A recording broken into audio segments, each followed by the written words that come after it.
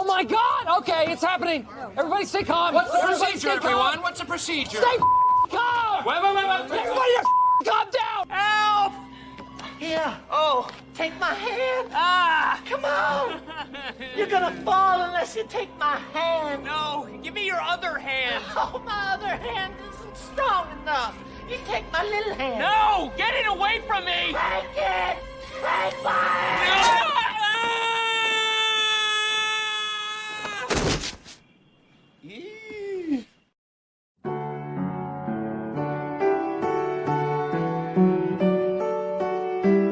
From G.A. Henty, author of Sturdy and Strong and In the Hands of Cave Dwellers, comes this classic short story, White-Faced Dick, a tale of manhood and unlikely friendship. Published by Blackie & Son, it's accompanied by the maritime adventure, A Brush with the Chinese. This is a collection that's perfect for any fourth grader who's pure of mind and blood. White-Faced Dick and Another Story. A classic for the ages. After a big afternoon of shopping, there's nothing better than some Mexican food and a nice little drink. Come on down and enjoy a nice Mexican fiesta. Guess what? We took everything you love about the Bloomin' Onion and created a menu you've never seen before. Let me hear you say, Bloom that ass. Bloom that ass. This bloomified menu starts at $13.99 and it's gonna blow your bloomin' mind.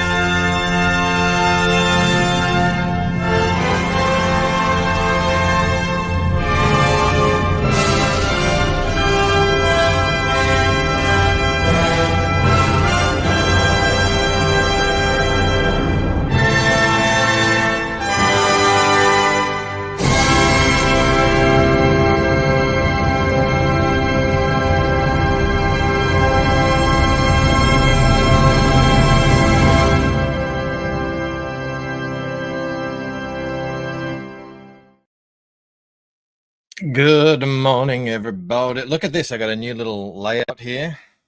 I just discovered, I didn't discover, I rediscovered that I do like to work on multiple pages at once. It always feels like I'm getting more done. So that's what I'm going to be doing today. But that means I have to have you all over here on this screen and Yeah, it's going to be a little bit of a neck strainer. Oh, I got to hit live on Instagram. I forgot about that. Welcome to the millions and millions of Instagram viewers that are just going to pour in. Rush Limbaugh used to call some politician the forehead. I wish I could remember who. That would be funny to get clips of. What is up, everybody? It is my morning Friday morning draw stream. Thank you very much for joining me here. We got Mo Biggs came in first, but not first. It was Paulus Arts who actually snagged first. Let me pop him up there.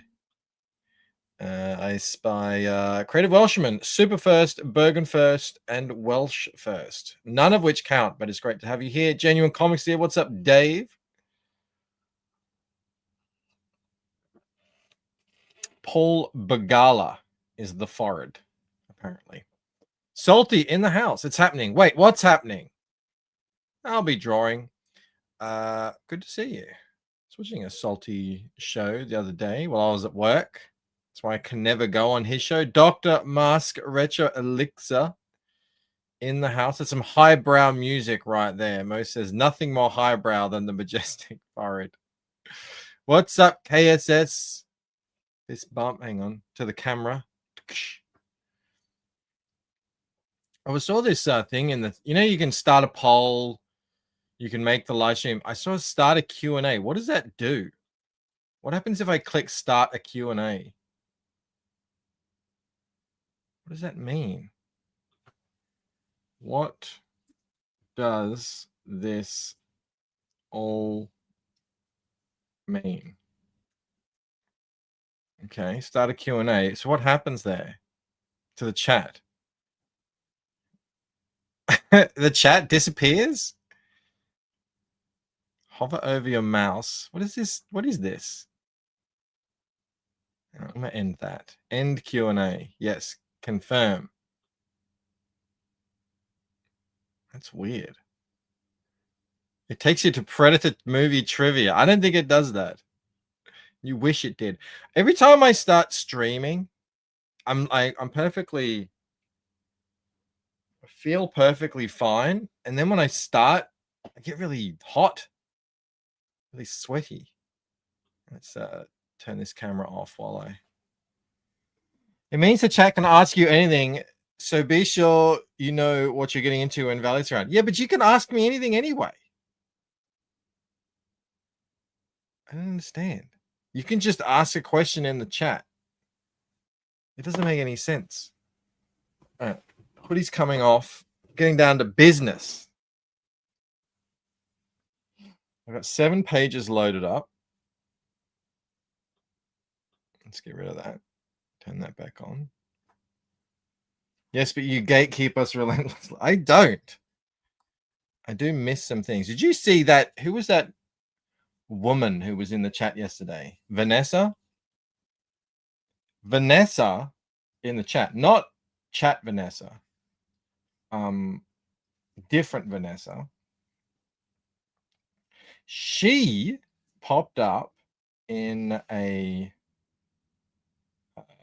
on a, because I recently, you know what, I'm just going to try this out. I did a little promo short for a Kickstarter book that we checked out with Rob, the hospice one. And, so I did that. It actually went pretty well. It's got like 2,000 views in it. Okay, that's good. Yeah, I remember her because I thought it was Vanessa as well. And then like, no, that's not Vanessa. Not Danger Vanessa. And then I remembered she popped up in the comment section of that short. And she said, oh, this is cool. And, you see a female commenting on a comic book thing, you immediately think, okay, that's a bot. So, I mean, I hearted the comment as I normally would with a positive comment. And then I just sort of forgot about it. And, but yeah, so she turned up in the live stream and she was a real person actually interacting. It's like, oh, that was good. That one, so that's two things. Got 2,000 views, and I would never get 2,000 views on a promo live stream. I know it's not the same thing. No, it's probably not going to generate much of anything, but still, 2,000 views is still 2,000 views, and you can see the stats of how much of the short is watched, and it was like at least half of the people who watched that short watched the whole thing. So that's a minimum 1,000 people watch the whole thing on the Kickstarter, whatever. So yeah, I would never get 1,000 people watching a promo stream. That hasn't happened in years. Exactly, KSS. You see a woman commenting on anything comic book related. Here we go. That's a catfish. But no, she was just yeah, she was cool. She was having fun. She was enjoying the bants between Rob and myself, and who wouldn't, really? So yeah, I'm gonna do more of that. I just gotta finish Cocktober. I'm going through I had to start Lumen of Ox last night because it was a long one again. And I was just thinking, what the hell are you smoking, Jose? Has anyone read Lumen of Ox? I'm gonna check in on Jose. That's a weird one. Fantastic style. I'm about, I don't know, 30 pages in. Like I said, it is a long one. Maybe I should just select that.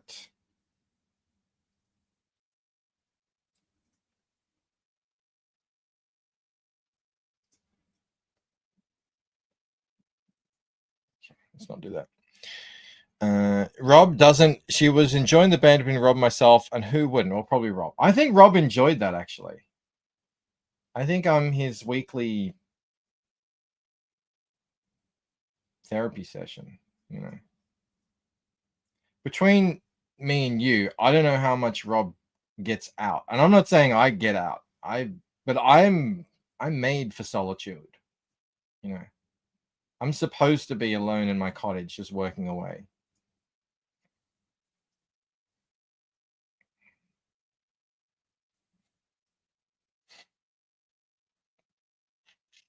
Mo Back the Digital. Did you read it?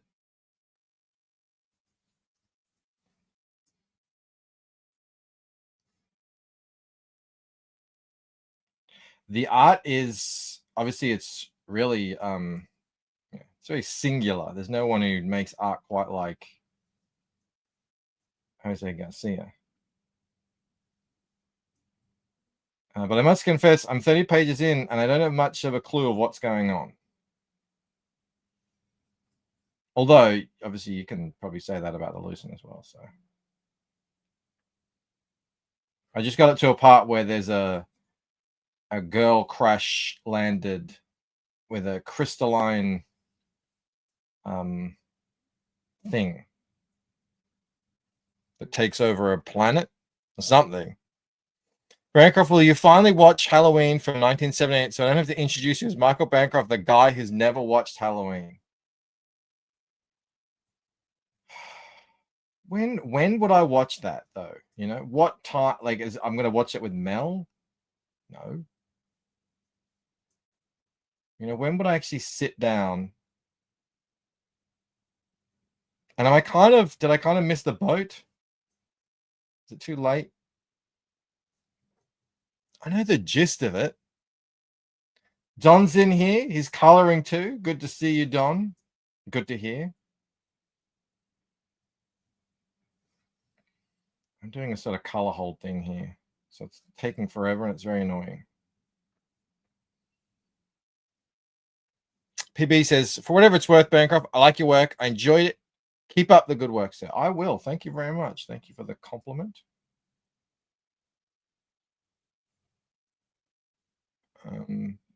Yes, watch it with Mel. She would never watch that. couldn't pay her to watch that. You know, the little kid goes crazy, starts murdering everyone. That's pretty much the gist of it. Or maybe he was always crazy.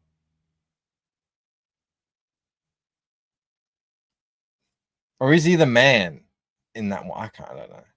I watched so many, I know, right? And I'm just working on one, so it's kind of pointless at the moment. But I have to do this thing here. I was planning on getting it done last night, but I got a bit distracted. So you're gonna have to suffer through me just working on one small thing down here in the corner.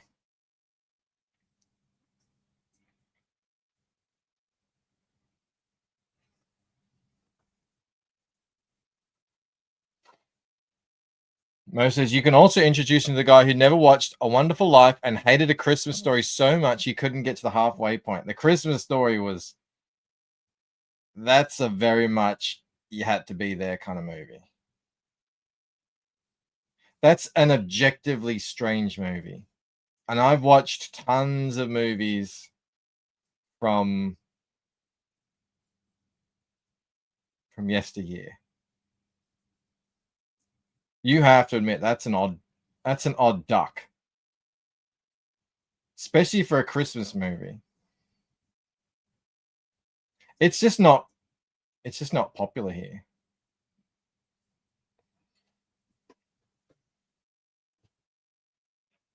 It's got K-pop in the house.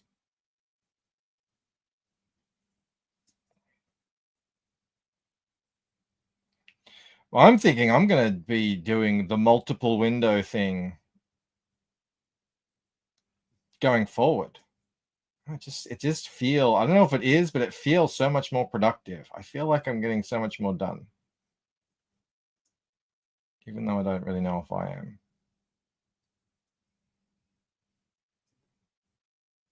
Okay, that is miscolored. I don't know what that is.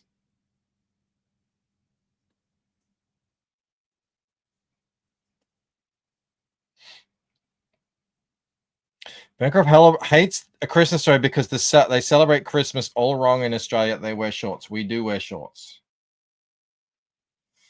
It is usually a hot and sweaty affair. Actually, down here in Melbourne, it's actually usually, it rains a lot.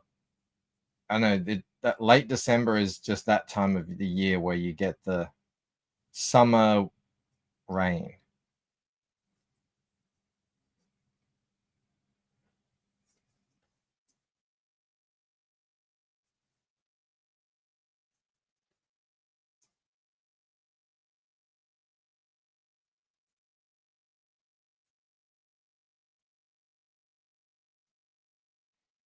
See, I'm answering the Q&A. I don't need no stinking YouTube thing to help me to do that.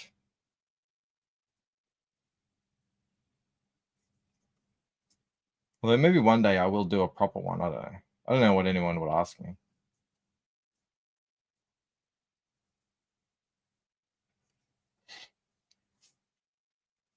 My ADD is being triggered. I used to 12 table Poker Stars back in, oh, who knows? You know, I don't even know. 2009, 2010. I'd be like, and that's non-stop playing cards. And, you know, because you've got so many tables open at once, you could have like thousands of dollars on the line at one time across all the tables. So if you go on a bad run, it could get painful. But if you go on a good run, it could get fun.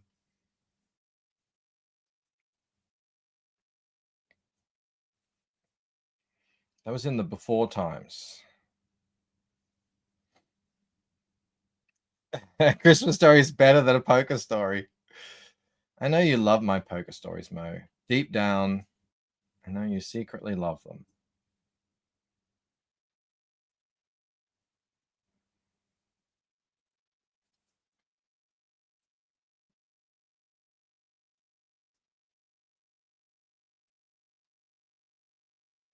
Don't deny it.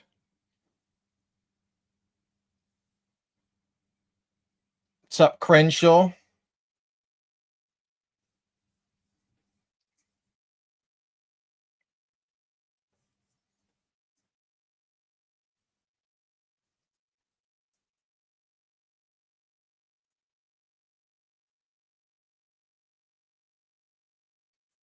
This is probably isn't even going to make that huge of a difference to anything anyway. But I found that historically, if I don't get a bit fastidious, it annoys me.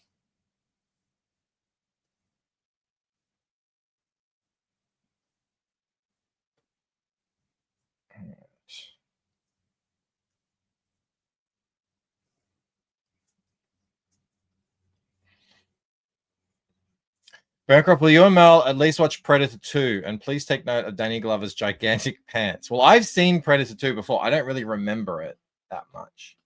But yes, I think we would. She thought Predator 1 was weird.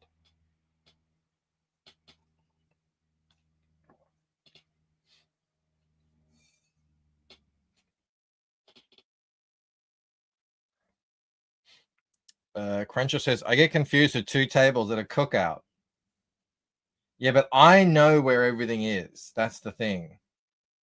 And I find that with coloring, a lot of the time, a lot of it is downtime between things. So I thought, you know what? I'm just going to cut all of that downtime out and just have it right here.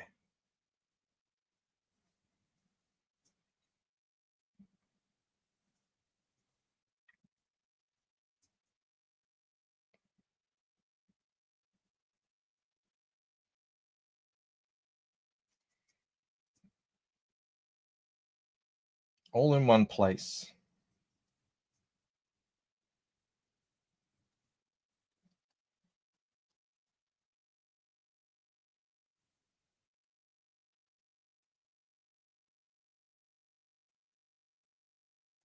All right, I think we're getting close. Oh yeah.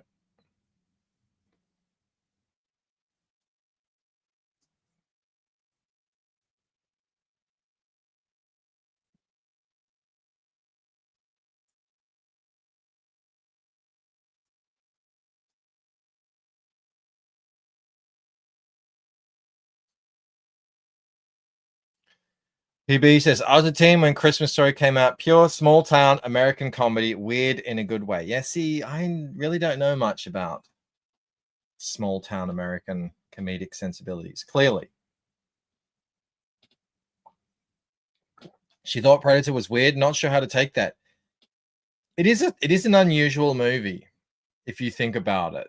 It's unusually made. I love it. I like how unusual it is, but there are some strange things happening in that movie in terms of how it's made, the structure, the focus, the pacing. It is unusual. I hadn't really noticed until she pointed it out that it isn't normal in terms of like what you would imagine a Hollywood movie would be.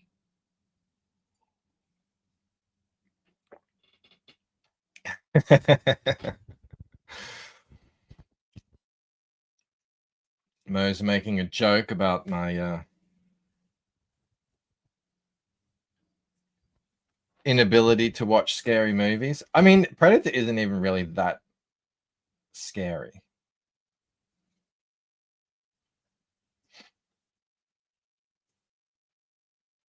All right, do the same thing here.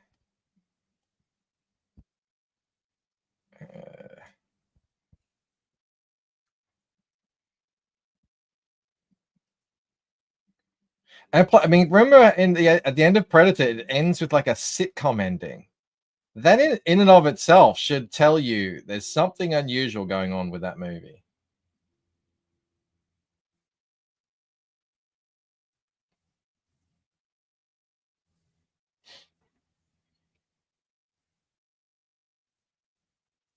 Maybe Mel would appreciate John Carpenter's The Thing. I don't even know if I've seen The Thing. I may have, but I also may not have. It's one of those movies where like you feel like you've seen it, but if I stop and think about it, I can't.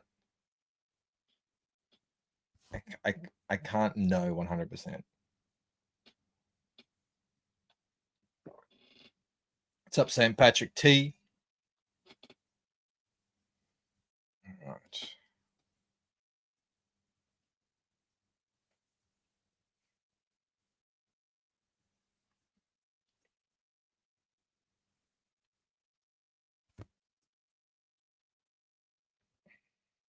When I was a kid, the sitcom, the credits at the end where they just died a very gruesome death in the movie. So you're just digesting that, and then you sit through this thing where they're like, "Oh, hi," you know? It's unusual. What the hell is going on there? Sometimes you find mistakes and you have to rectify them.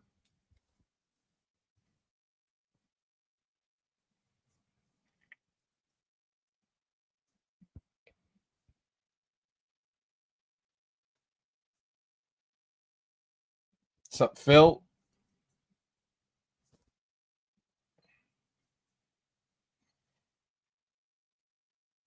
Another film bankrupt. I mean, surely not everyone has seen every film. There's only so much time in the day. Like I said, when I was a kid, I watched a lot of Nightmare on Elm Street. What else did I watch?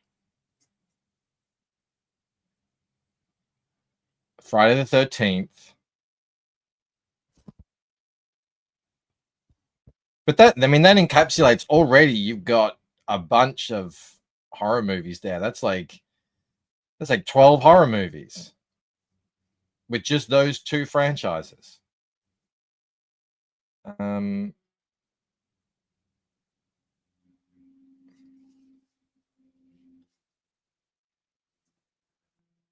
I guess I kind of liked them, but yeah, I didn't. It's not like they were ever. It was never my favorite thing to do.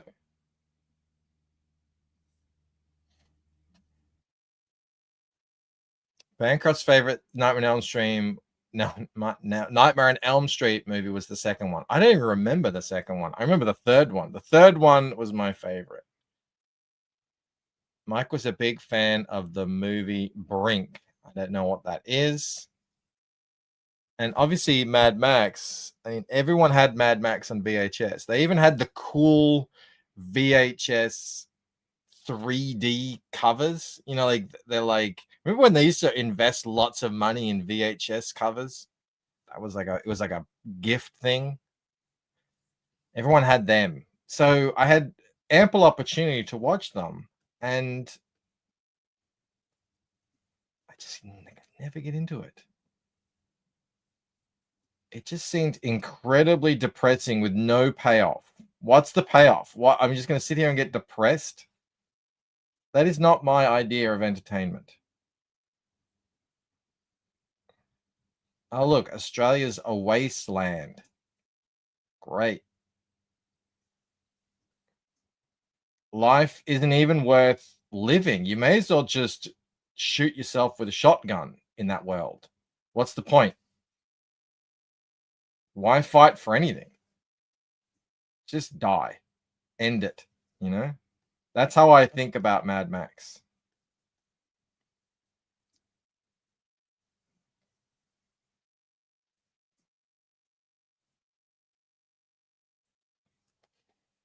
Nightmare on Elm Street was the one with the male final girl. It got very homoerotic undertones. I did not remember that one. I liked the Dream Warriors. I thought that was rad. Because I identified with it. I'm like, yeah, I do that. If I'm in when I was a kid, if I was in a nightmare, it was game on.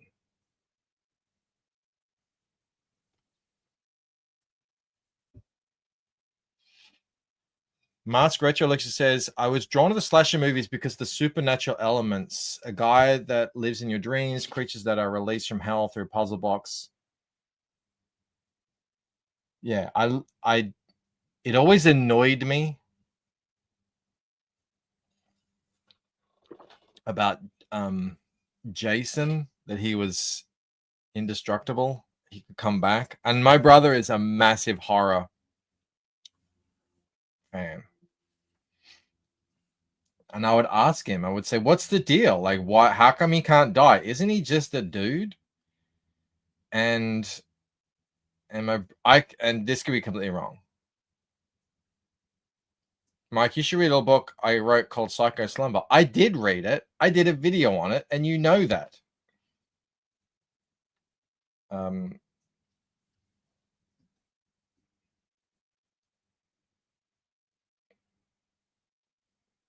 what was I saying? Yeah, I said, what's the deal with friggin' Jason? Because as far as I know, his mother was the psycho, and then he kind of took up the mantle. And then he died, but then he didn't die and he came back. I was like, why does he get to come back? You know, what makes him so special? And I don't know if I ever got a satisfactory answer. And like usually my brother would be like, he's just so evil that hell sent him back. That's like, that doesn't make sense. Whereas with Freddy, it begins with the supernatural. He's coming at them through dreams. So automatically you're in a place where you're like, okay, this is pure fantasy. So I will allow, okay, you know, I will allow certain things to happen. But with the way, especially the first Friday the 13th was just set up as a crazy woman or an unidentified person going around killing people. It does make sense, says Mo. The same thing happened to Danny. Replace evil with annoying. What's up, Luke? Oh, you damn me on Instagram. Yeah, I don't really check Instagram that much. I will check it later, though. I'll get back to you as much as I could. Yeah, Freddy was a real guy to start, but the movie was fantastical from the beginning. Whereas I felt like with Friday the 13th, it started off based in realism, and then they were like, oh, but we need a bad guy to continue with our sequels, so we'll just turn it into supernatural, you know? Jason is a deadite? I don't know what that means.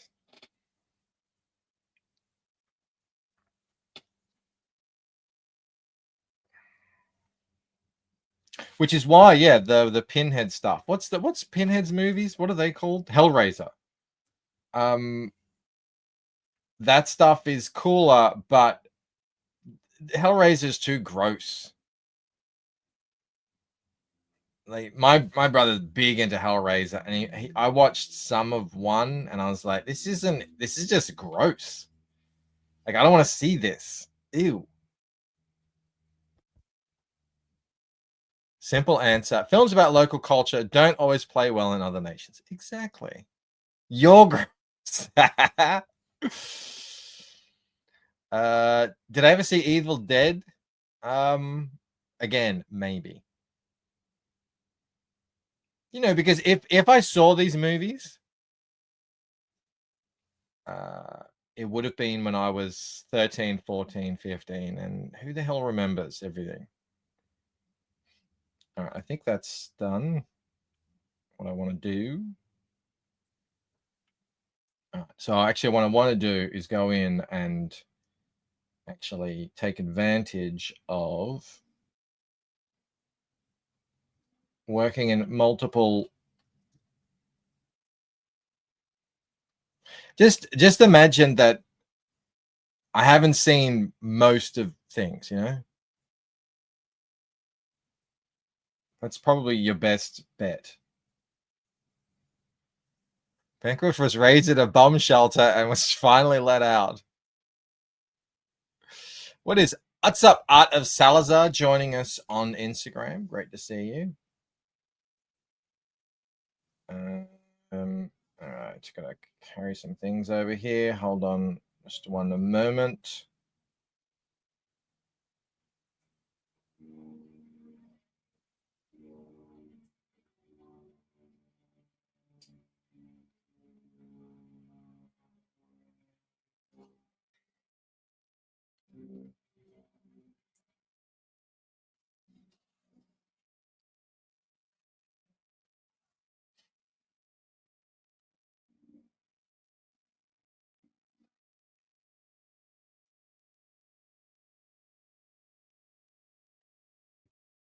Evil Dead 2, it's good and fun. Yeah, I think I would much rather watch, like, the Evil Dead stuff looks good. And I can't remember if that's because I remember something or whatever. Yeah, Bancroft wants his horror movies nice and clean. Yeah, I don't want gore, that's for sure. Like you can leave gore at the door. Not interested.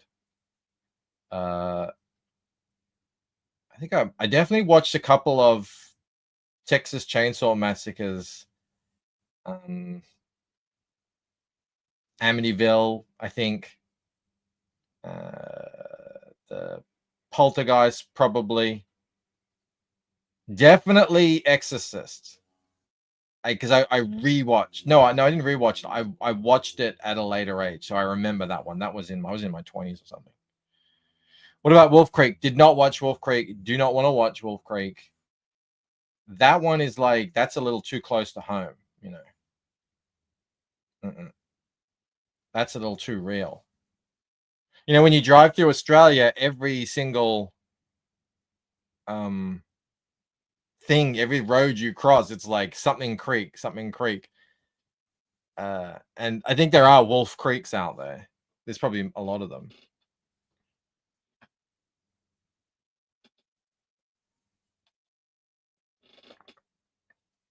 Mo says the only television allowed in the Bancroft estate was in the foyer next to the servants' ballroom.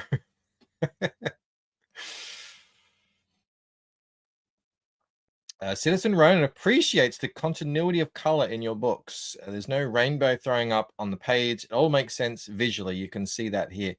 Thank you, by the way. What I'm planning to do is, so there's this, because it's all set in the same one dream. So there's this is the color palette underbase. And then the difference and the storytelling comes in with the color of the lighting and also the color of the shadows as well. That's my plan anyway. We shall see how it goes. I wish I'd done this pre-prep before, but I haven't, so we're going to get it now. So just bear with me 1 second.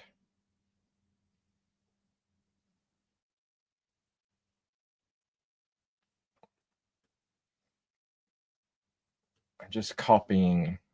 See, here you go. This is a good example of if you need to copy a layer over to a different page, it's quick and easy when you've got multiple panels open.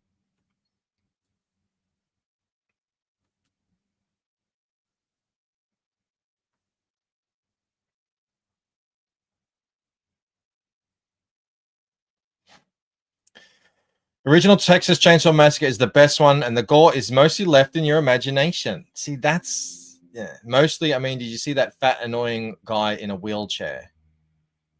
Yeah, I don't really remember much of it other than it was like super, like just the place was really weird. I remember, I kind of depressing as well. What's my favorite Kiss song? I mean, how many Kiss songs are there?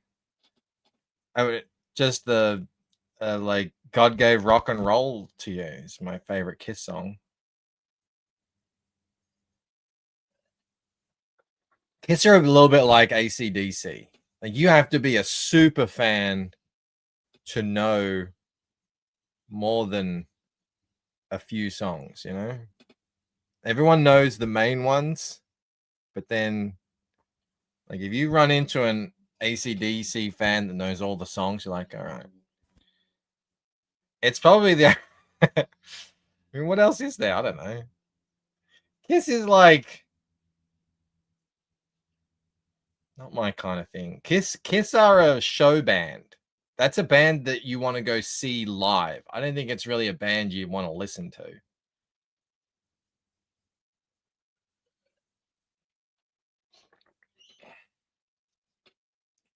Bancroft gets pumped for his meetings with Rod by listening to Love Gun and Plaster Custom. Bancroft just let it go.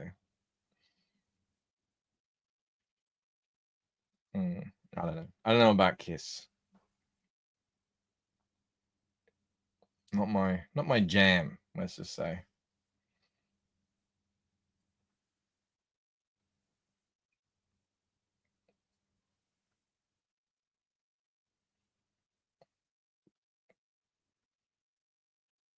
I like real music, Phil, you know?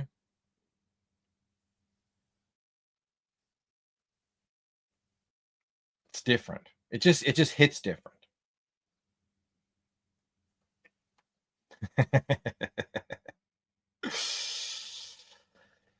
Mo never saw Kiss live. Did see Ace Frehley opening for Alice Cooper. Out of the big bands, I've seen Metallica, and I did see Guns N' Roses, although they were that was the later years. That Slash wasn't there.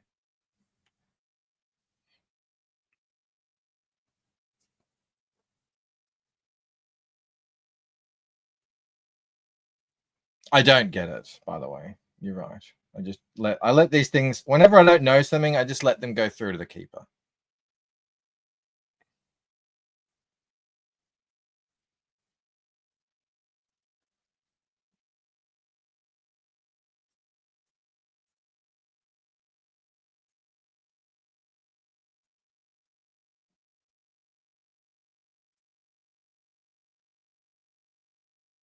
Is Pearl Jam Pearl Jam is a big band. I mean, I don't know if they're like I don't know if they're big like Metallica, but maybe they are.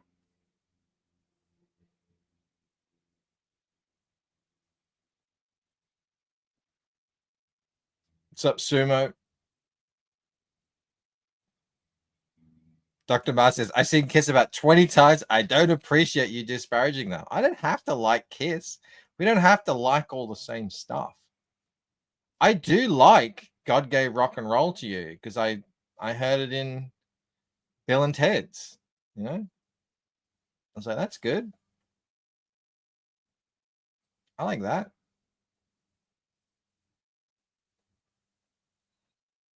You know, if you are not a fan of something and then someone finds something about a band that you are a fan of, you should like that, you know? That's how I feel.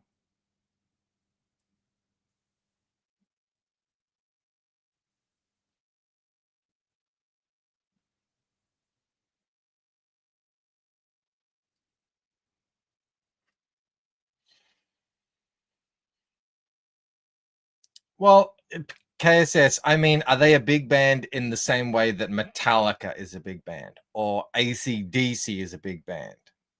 You know? I saw Pearl Jam twice. Once in 94 and then again in the 2000s. I don't know exactly when.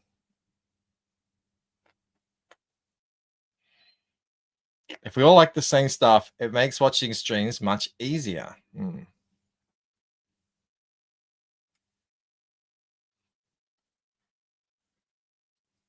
No, Patrick is yelling at me. What about me? Yeah, Metallica is a big band, is it not?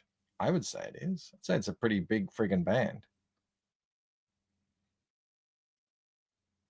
But I agree with Citizen Ronan. I don't think it's in the same league as Metallica. Pearl Jam, you know? I don't think it is. I've stuffed up here.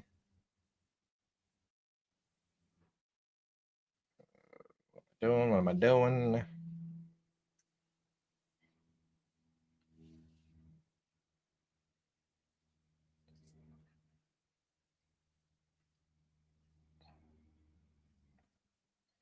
The one advantage Pearl Jam have is they never release Saint Anger. I don't hate Saint Anger. I just don't. I mean, I recognize it's not the same as the previous stuff, but I don't hate it.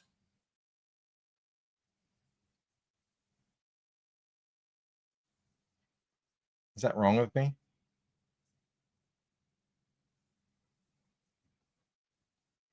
I definitely remember when it came out. I remember listening to it.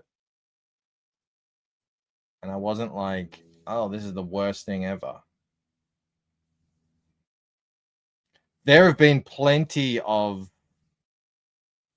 you know, albums that have come out from bands that I love that I listened to maybe once or a little bit, and I was like, no, I can't follow you here, guys. I'm sorry. Saint Anger wasn't one of them.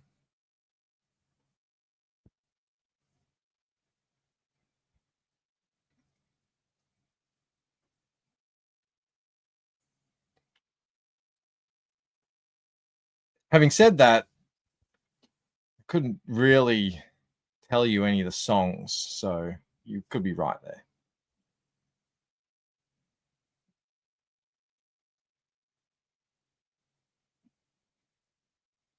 Saint Patrick says Metallica sucks, bro.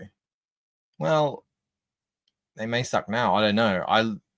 I like listening to their old stuff. But you can't deny they're a big band. They still sell out stadiums.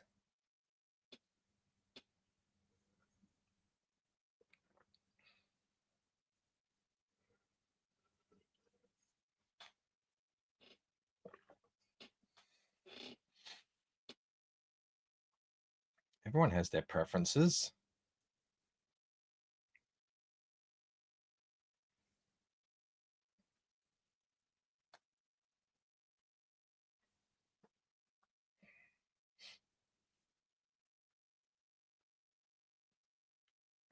Anyway, I only saw Metallica once. Like, we don't get that many opportunities to see, big famous bands all that often. I remember in the early 2000s, I had a chance to see Radiohead, and Tom York got the flu or something and he couldn't sing, so that was all right. So everyone's ticket was refunded, but then he just never came back, and I don't think he came back until that was in the early 2000s. I don't think they came back until just the other year. That's what it's like being in Australia. I remember being in Germany and seeing there was a music festival, and they just had all these massive big ticket bands. Just to go into one music festival, it's like you would never get that. You get one of them to come out at a time. So I never did see Radiohead, which is a shame.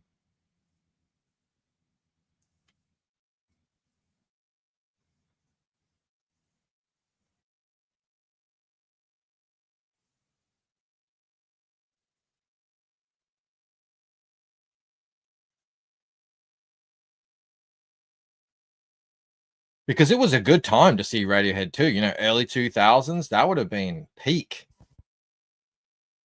That the OK Computer was at its peak, because that came out in the late 90s, I think. There's probably he probably had another album out by then. Can't exactly remember.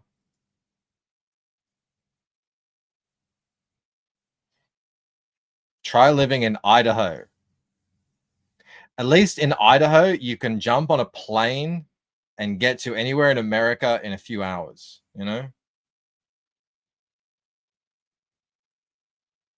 In Melbourne, especially, if you want to get to Europe, it's 30 hours. If you want to get to the west coast of America, it's 1 day. If you want to get to the east coast, it's 30 hours. I mean, you can get to Asia, but even then it's straight up 9 hours. So, and there's no economy of scale. Although I shouldn't actually complain.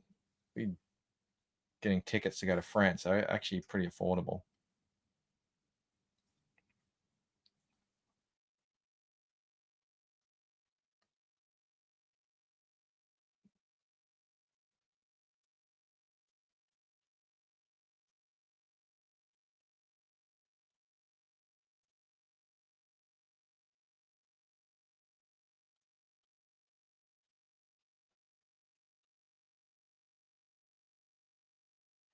In Rainbows by Radiohead was the free album that made a fortune. I love In Rainbows. I listened to that probably, I wouldn't say the most, but one of the most. Out of all the Radiohead albums that I listened to, that's probably one I listened to the most. I'd forgotten that was free. I totally forgot about that. Was that the one where you could pay if you wanted? Or am I completely not remembering correctly?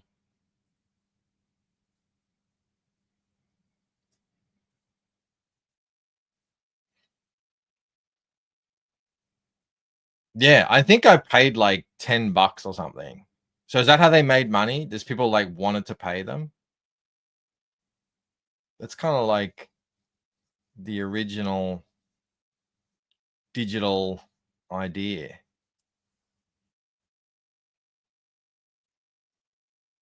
You know, like remember because you remember they were all fighting being on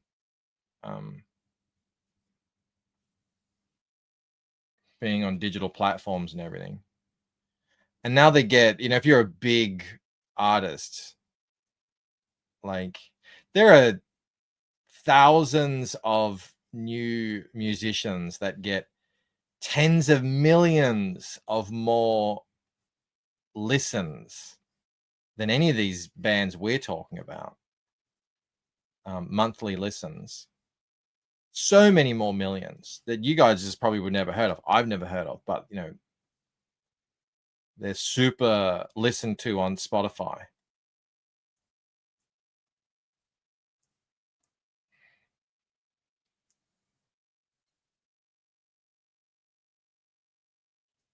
Citizen Ren says in the 80s, concert tickets were very affordable. I went to so many shows, I don't even remember them all. My first show was in 1994, and I didn't pay for it, so I couldn't tell you.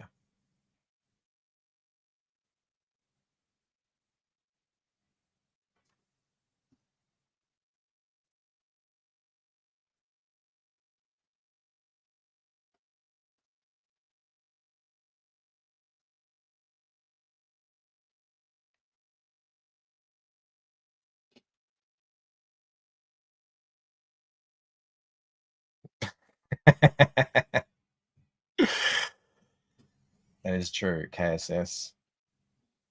What I haven't heard of, yeah, you could probably fill a quarry with things I haven't heard of. That is true.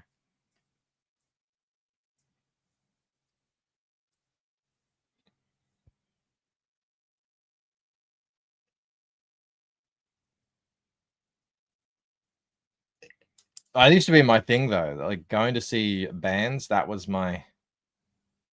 We used to do that almost every week.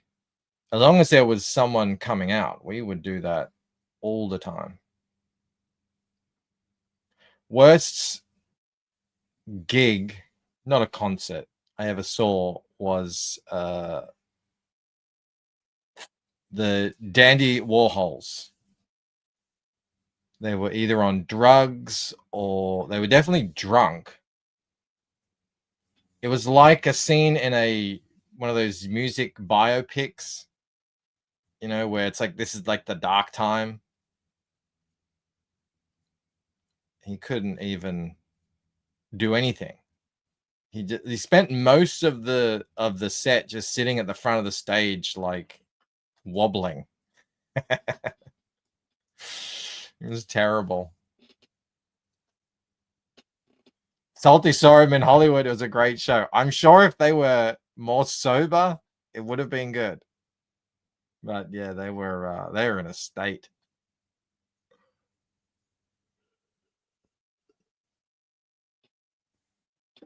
Like if it was the era of social media, they would have been blasted. I have never seen the famous Aussie band, the Didgeridudes. No, that doesn't sound like a cool name for a young Aussie band. Suma says my first concert was Lionel Richie. That actually would be pretty good. He has some classics, you know.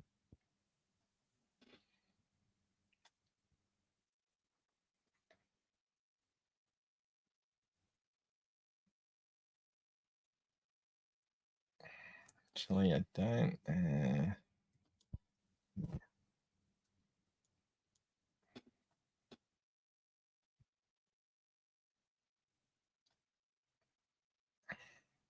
He loves Lionel Richie, but shits all over the Didgeridudes. Bancroft, you have an NXS tattoo. Don't lie. I don't. I do like NXS, though.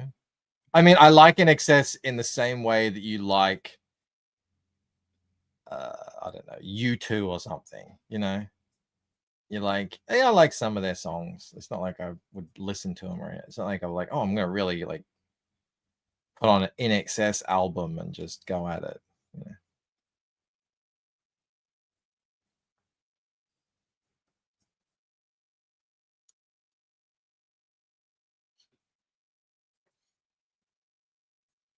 They got some good hooks in their music.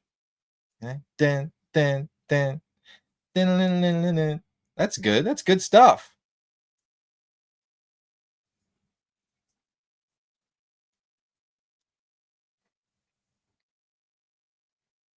I think he was from Melbourne, was he?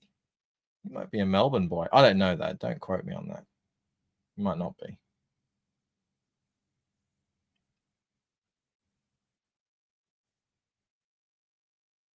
Don't Change is a great INXS song. I probably know it. I don't know the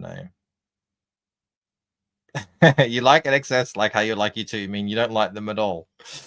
I mean, it's fine not liking the band and the people in INXS, but in U2, but you know, they've got some, come on, they've got some classics. That's a big band. Remember when they did a deal with Apple or someone where you got it, I don't know what it was, like it was an iPhone or something, and you had an album of INXS on there and everyone was angry. That was hilarious. I don't want this shit on my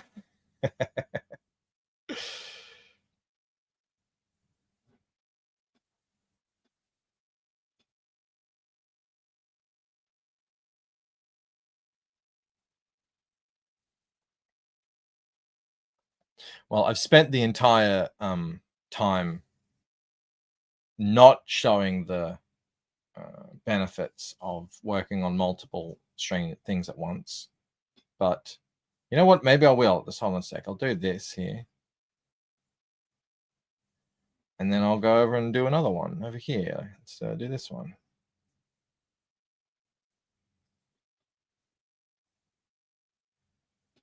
Oh, let me turn that off.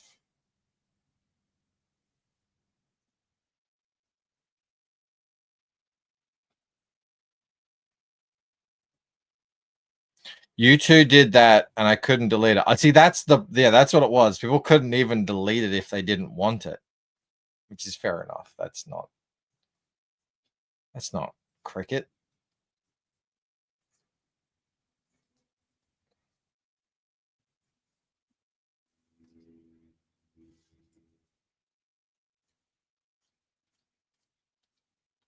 They're very preachy.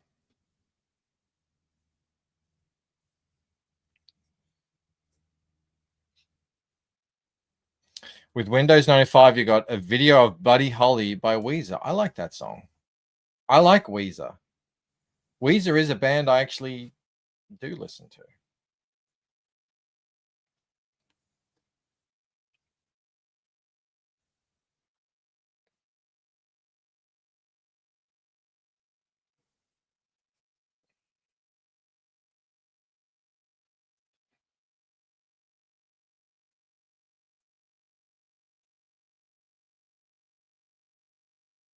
What's weird is that's not cricket being an insult instead of a compliment.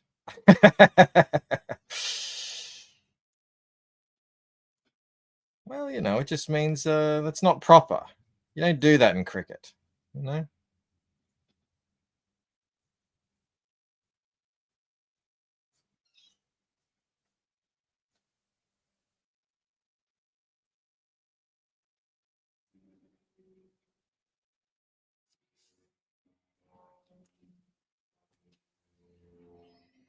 It reminds me of, remember that Inglorious Bastards scene where he says, "You don't mind if I go out speaking the kings?" I just really like that line.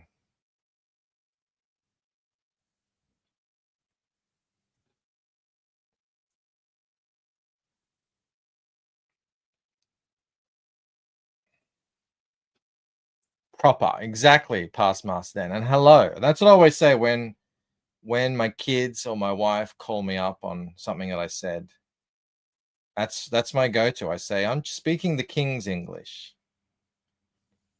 You wouldn't understand.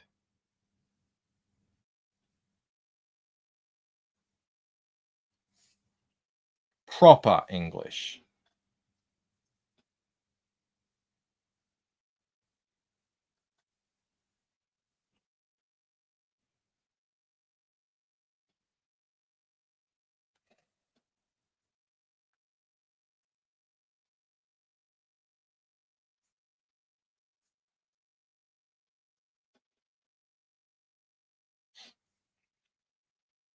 Australian accent is just a British accent with marbles in your mouth. Yes, I did hear you say that.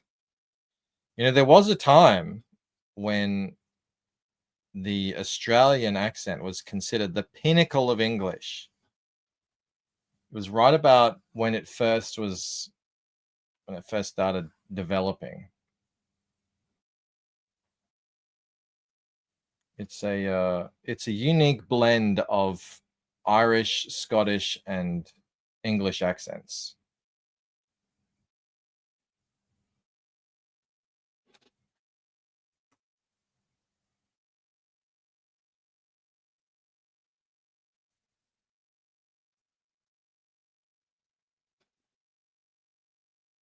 Am I going to watch the new Frankenstein film? Probably not. It doesn't look any different from any other Frankenstein film. You know, Rob and I checked it out. It's like, it doesn't, I don't know. It just looks like, it even reminded me of the old Robert De Niro Frankenstein film. I feel like I've seen that story before. I've even read the book. I don't know if I need to see it again. Like, the reason you would see a Guillermo del Toro version would be because it's so unique and artistic. I don't know. I don't know. I'm beginning to think Rob is rubbing off on Bancroft. Bancroft, no, I don't hate everything. I just, you know what I want to see? I want to see Tron. I think it looks pretty cool. I know people are poo-pooing it, but I saw a little clip of it. Looked good to me. I'm not going to go watch it, but you know, when it comes out or whatever, check it out. Because I do like Tron. I like the first one. I like the sequel.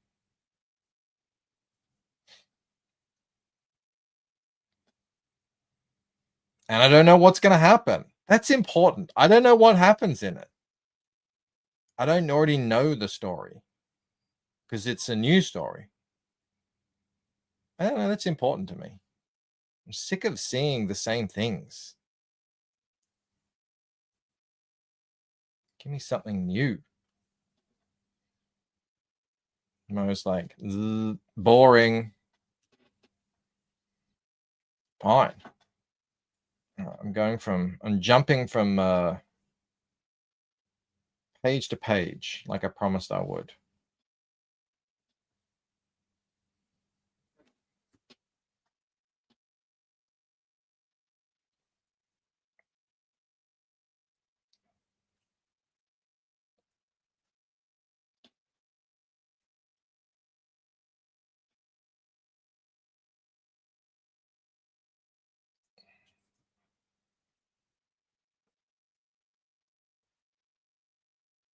The deep, complex Tron lore. Well, you know, it doesn't have to be Shakespeare.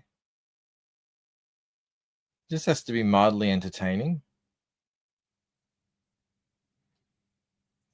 I'm not asking for more than that.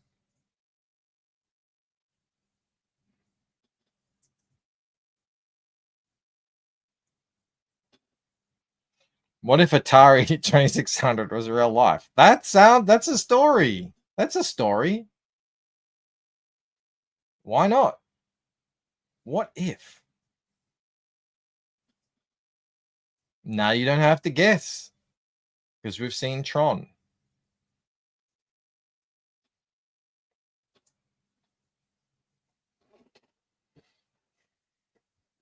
I'd like to see a new Blade Runner. I mean, a new story, you know? I really liked that, what was it? The one with that guy. You know, the guy.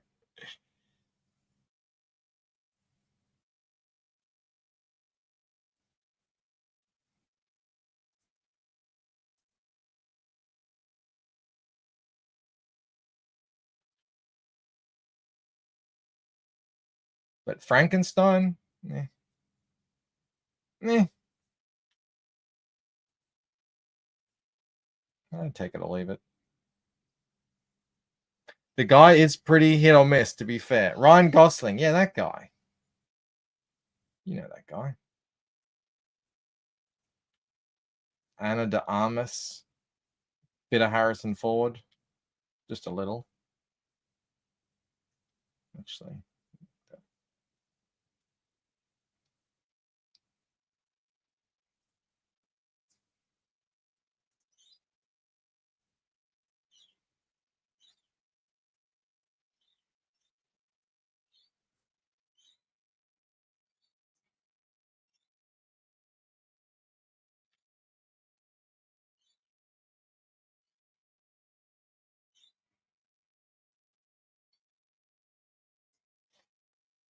Ken, yeah, Ken from the Barbie movie. Exactly. They have a few animated movies for Blade Runner. Oh, I didn't know. I didn't even know that. Might actually check that out.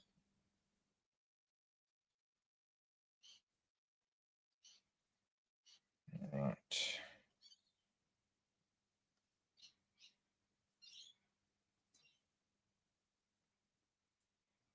Moromi says Amazon is removing guns from James Bond. Just on the posters, surely.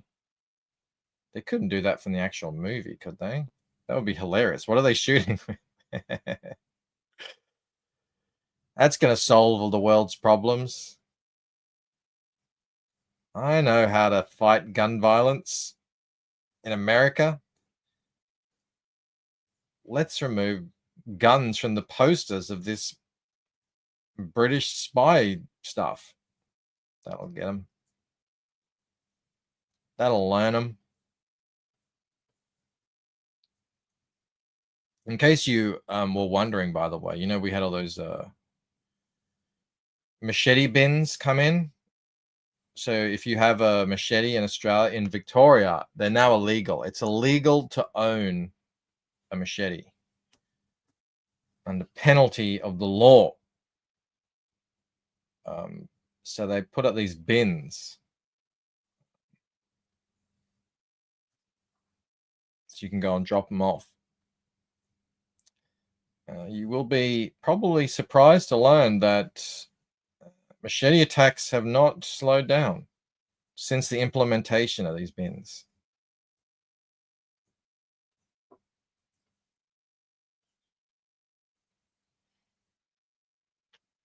But how are you supposed to protect yourself in the bush? Boomerang?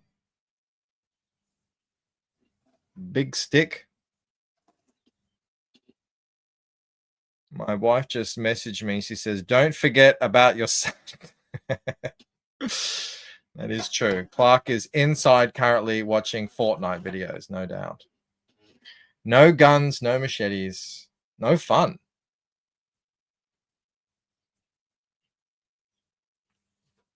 All right, I'm jumping around to each one, doing a little bit of something on each.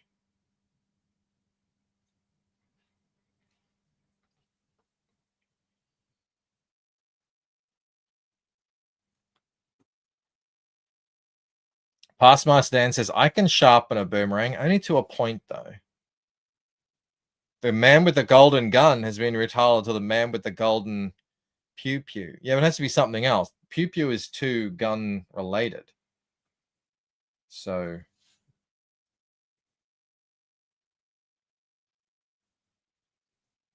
the man with the golden what?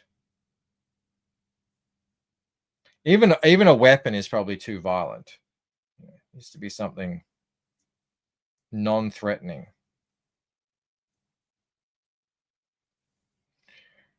Or something British these days, like the man with the golden kebab. There you go. For a New England. Is my kitchen knife registered? Says Al in the brush. Well, let's wait until the digital ID comes in and then we'll see. They just actually announced, by the way, they're introducing the social media ban on in December, which means anyone under the age of 16 can no longer use social media, which includes YouTube, which means that you'll have to prove, everyone logging in Australia will have to prove that we are over the age of 16. So no one exactly knows how that proof is supposed to be gotten. It's not really been explained. But they did start talking about, we can do it with digital ID. So that's now being brought up. It'll be easy if you just have a digital ID.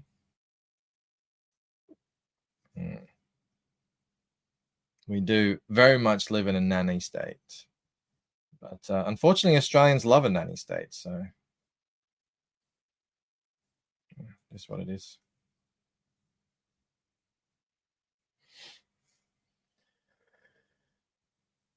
YouTube has been doing it without digital ID for years now. Yeah, I know, right?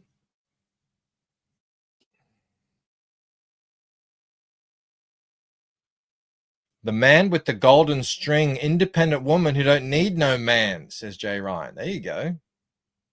It's got a certain ring to it. G'day, Jeffrey Beats, fellow Aussie. Jeffrey is up north, though. Damn it.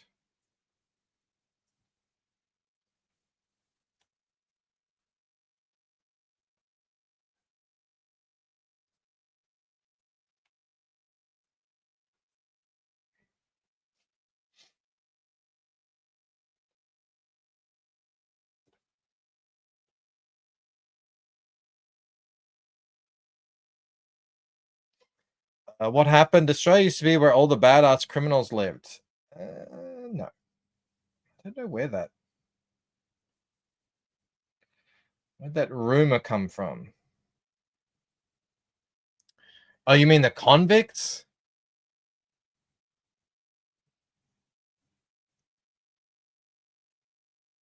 Well, the convicts... we just lost the thing. The convicts were actually just people who, like,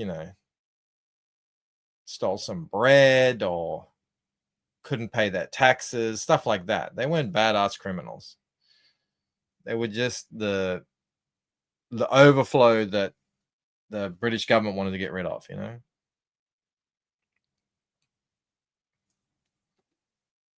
Hashtag respect Mo. How did I not respect Mo? Is it so difficult to show me proper respect? How did I not show you proper respect? I don't remember not doing that. What's up, Shelby?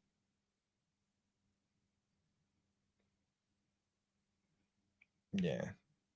I don't know what the number is, but the number of people that are actually descended from convicts in Australia is very low. I think it's in the teens. Scroll up further and read Jeffrey's greeting to me for context. Okay. At Mo Biggs, g'day legend. There you go. It's a very Aussie greeting.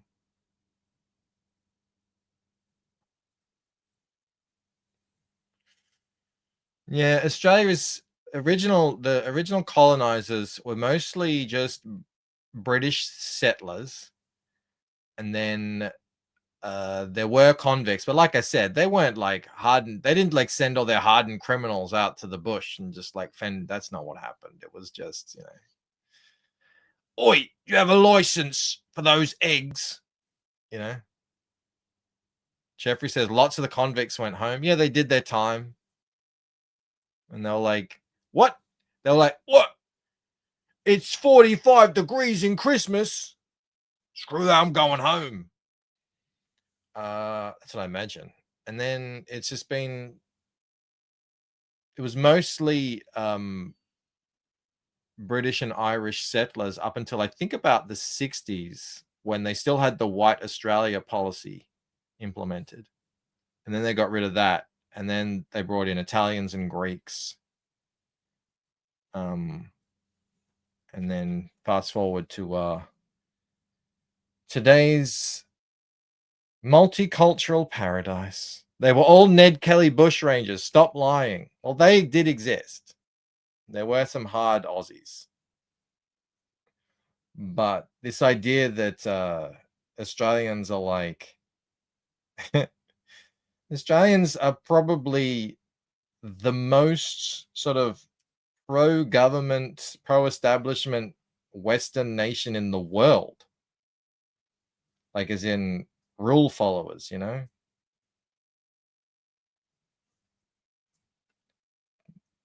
I haven't even seen a law or a regulation that Australians don't enthusiastically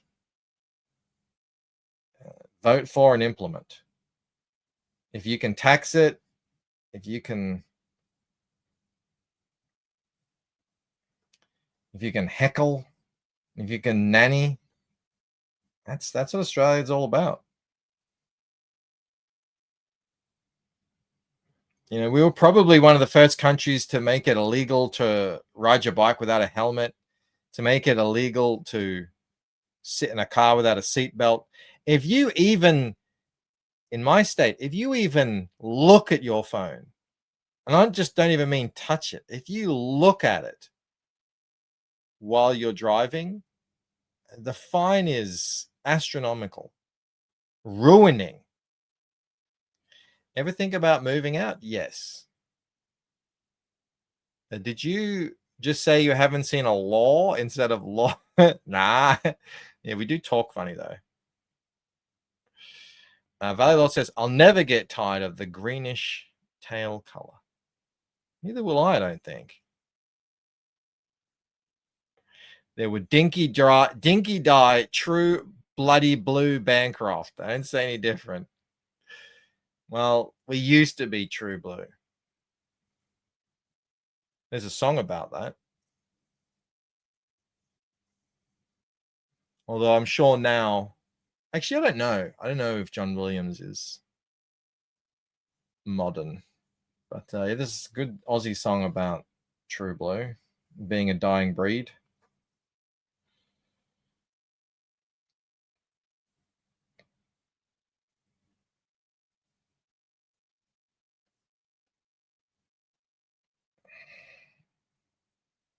Australia is the land of she'll be right, a fair go for all, and we have beaches. We have a lot of beaches.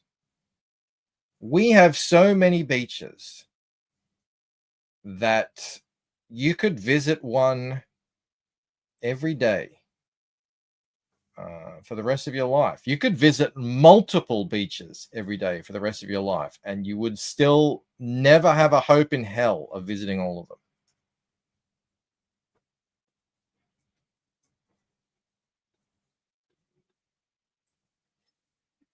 This is starting to annoy me. I thought I didn't. I thought I'd switched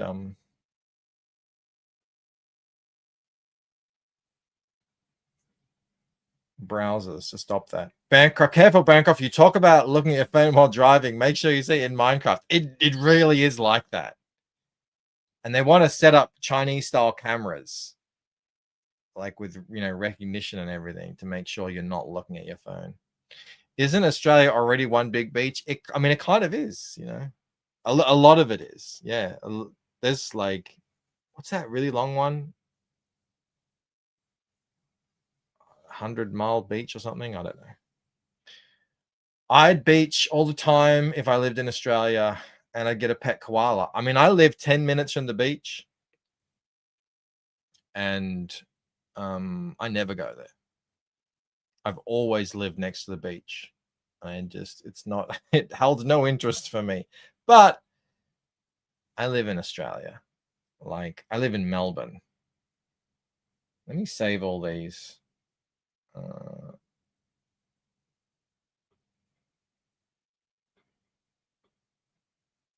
Where is it? Port Phillip Bay. See, now that picture makes it look nice. It doesn't look like that on the ground. Well, I'll show you a beach, like Black Rock. What's the one closest to me? Mentone. Mentone Beach is the one closest to me. That's it. You think it's this picture. It's not. I mean, I guess it is, but it's more that picture. How do I zoom in on that?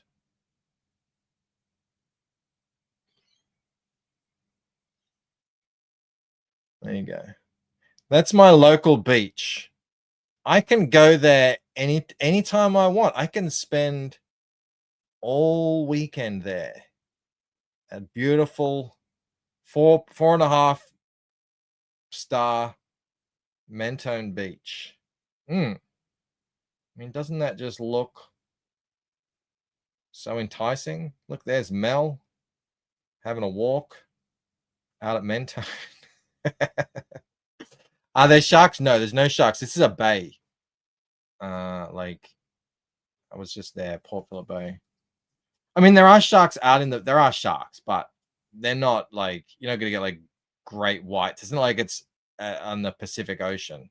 But yeah, you can see that's Port Phillip Bay. So there are sharks out here, but I don't really ever hear of them, you know, at one of these locations. That's Melbourne. Mentone Beach, the fresh maker. The sharks are convict sharks, exactly. Show them. What was the other one you wanted to see? Whitehaven. Whitehaven Beach. Oh, that looks pretty nice. This is what beaches looked like when I grew up. Oh, this is the Whitsundays. Yeah, this is pretty special. Yeah.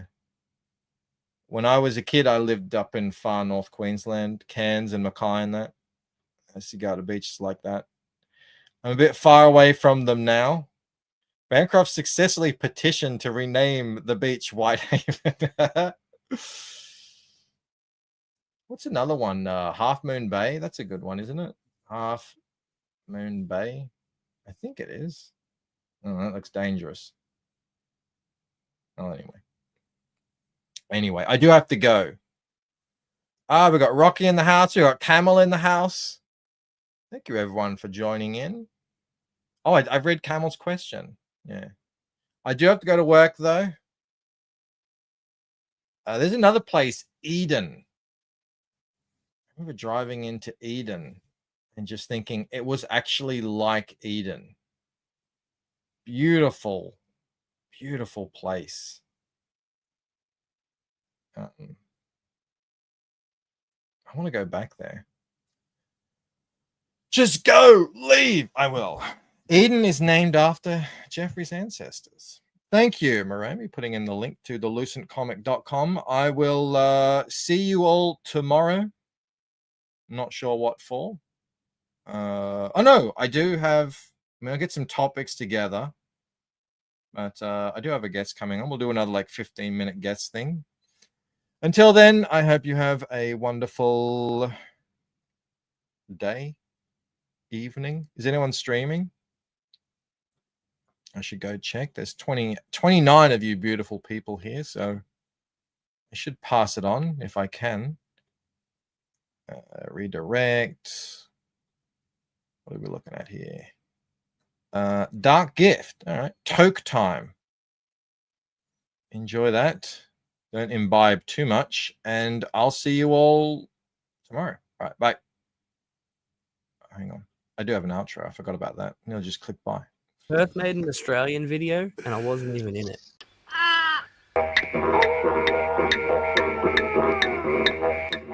Emotional damage.